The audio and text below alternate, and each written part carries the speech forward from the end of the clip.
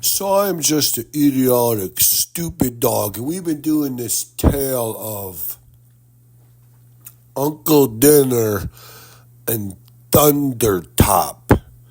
Well, we're going to take a little break from that tonight because Joe Rogan is back in the news because he was professing to give a voice to a certain convicted 25-year prison sentence serving SOB. Joe never does say, you in there for 25 years. What did you do? You lop some heads off? Did you rape somebody and then murder their dad? What did you do? Did you abscond with some children and sell them into slavery? Were you importing in massive quantities of fentanyl? Were you butchering people? What did you do to get a 25-year sentence and serve 25 years? And now that you're out for 8 months, another thing, Joe, this guy, he's out for like 6, 7 months, and Joe's like, hey, it's awesome. It's so good to see you. I don't know.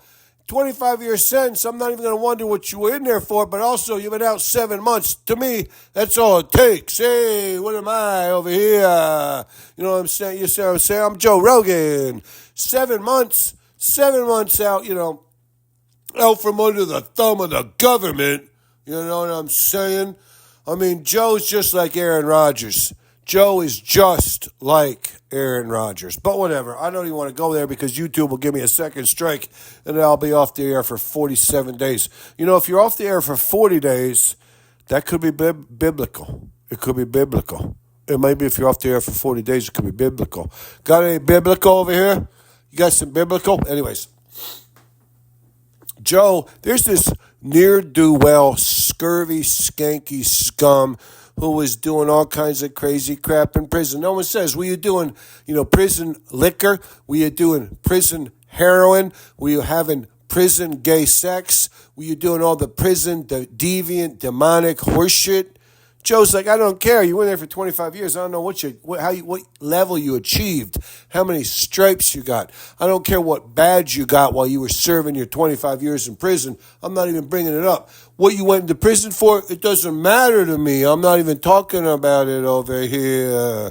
I'm Joe Rogan. I'm just giving you a platform. Your platform means views. Your platform means money. I'm making hand over fist tens of millions of dollars. I don't got to worry about why you were in prison. I don't got to worry about what you did when you were in prison.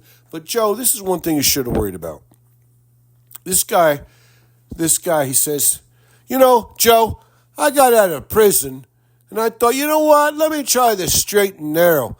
Let me try to help people for a change. Let me not be a scurvy, skanky, murderous son of a bitch manipulating people into their worst, most darkest, most dank, vicious, horrifying corner that you could get them in and then butcher them and then lop their heads off and put them in my refrigerator. Let me not do that anymore, Joe. And Joe's like, yeah, man, you've been out for 7 months. You cleaned up your act. I can tell just by your vibe. You're cool. You're anti-government, just like me and Aaron Rodgers over here. You know what I'm saying? Joey's like, you know what I mean? I'm like, wow, man, you're somebody I want to give a platform to. So the funniest part was when this guy says, Joe, don't get me wrong. I'm a murderous, demonic, I'm a possessed, vicious, horrible criminal son of a bitch who would kill anybody. I would kill your grandma. I would kill your daughter. I would kill an infant. I would kill, and lop their heads off and put them in my refrigerator. I would put them in my refrigerator so they ooze. I like to see the ooze drip down through the grates and the shelves of the refrigerator. I'll put them in the freezer eventually to keep them from stinking up the place, but whatever. You know what I'm saying, Joe? Joe's like, I don't even care. I'm blocking that out. I'm compartmentalizing that. I don't know what you're saying. I don't know what's going on. All I want to do is give you a big-time, multi-million-dollar view situation platform. Both you and Aaron Rodgers. Aaron Rodgers, my soulmate, Joe said. Joe and Aaron were like, we're soulmates. We love each other. Joe brought this guy on, this skinny African-American who just got out of prison. He was in there for 25 years. Joe never brought it out what he was in there for. And it turns out this guy, during his interview with Joe, he's like, Joe, let me just say it this way. I want to be good. You know what I'm saying? And I was like, man, I just want to try it, you know what I'm saying? I just want to try that vein, that lifestyle. And hey, if I can't make it that way, que sera. I'll just go back to what I used to do over here. You know what I'm saying? That guy says, Joe, I'm like, hey, I'll give it a try. And if I can't make it by being a good person, hey, I'll just go back to what I used to do, which was murderous, vicious, demonic bullshit. You see what I'm saying, Joe? I'm going to give it a try, but if I can't make it, if I can't do it, if it's not for me, you see what I'm saying, Joey? If it ain't for me, I'm going to just go back to my maiming, killing, vicious, freak show, demonic, horse shit ways. But hey, you know what I'm saying? That's just good. That's cool. That's right. And Joe's like, yeah, man, I think that's cool. I'm not going to flag the fact that you just said as long as you can get into this thing, this new thing you're trying, you're not going to go back on your old ways and start killing people and lopping their heads off and put them in the refrigerator. I'm like ignoring that. I'm compartmentalizing like you do. I'm compartmentalizing. I'm not worrying about it. Don't worry about it. It's good for the views. It's good to give you that kind of platform. That guy was like, hey, Joe, maybe I'll be good, and maybe I'll go back to my old ways. But I'm like, let's give it a try. Who knows? Who knows what could happen? Joey R., you bald-headed, potato-headed freak.